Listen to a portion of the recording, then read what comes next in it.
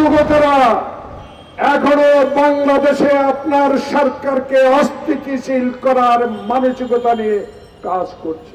এই সাবেক সভাপতির আমলে বাংলাদেশের গার্মেন্টসকে ধ্বংস করে হিন্দুস্তানে নিয়ে যাওয়ার এই পায়চারা করেছিল এই ব্যক্তিটি।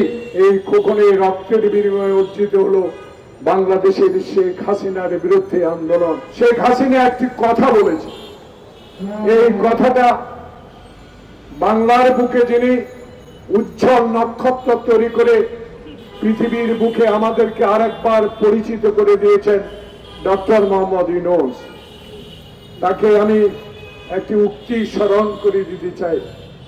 মহামান্য মাননীয় প্রধান উপদেষ্টা শেখ হাসিনা এখন কলকাতা বা দিল্লি আছে, জানি না কোথায় আছে।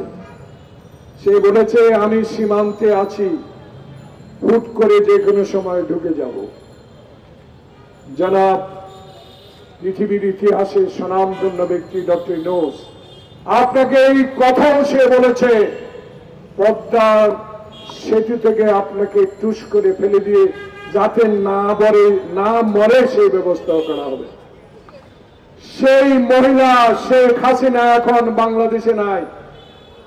সেই জুলুমবাজ সরকারের প্রধানমন্ত্রী এখন বাংলাদেশে নাই, পলাতক।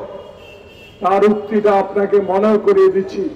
তার সহচরেরা, তার অনুগতরা এখনো বাংলাদেশে আপনার সরকারকে অস্থিতিশীল করার মানসিকতা নিয়ে কাজ করছে। তাই আজকে এই কর্মজীবী দলের দাবি আপনার কাছে, বাংলাদেশের মানুষ আপনার কাছে চায়, যারা খোকনকে নির্দেশ দিয়ে গুলি করেছে, যারা মুগ্ধকে গুলি করে হত্যা করেছে, তারা তো আজও বাংলাদেশের সব আনাচে কানাচে এখনো প্রশাসনে বসে আছে ঘাপটি মেরে। প্রিয় বন্ধুরা, আজকে সাইদের কবরে ফুল গাছ অনেক বড় হয়েছে, তার সৌরভে আজকে আমরা সৌরভিত। আমরা তাকে কিছুই দিতে পারবো না, কিন্তু যুগ যুগ ধরে আমরা এই খোকনকে স্মরণ করব।